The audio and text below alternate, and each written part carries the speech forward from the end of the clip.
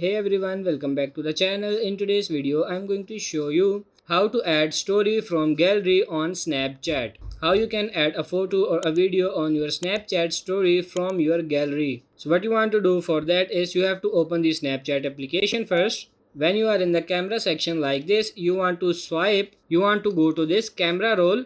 Here we have snaps, stories and camera roll. So you want to be in camera roll and then select the picture you want. So for example, this one, what you want to do now, you can hold on it, you can edit this snap, you can edit anything like to this, and when you are done, you want to this send to button like this, and now as you can see, you can simply put it into the story and it will be 24 hours into your story. So if you hit this my story and then tap on this send, and now everyone will see your story. As you can see, edit to story. So that's pretty much it for this video. I hope this video was helpful. If it is, like it and subscribe to the channel. Thank you.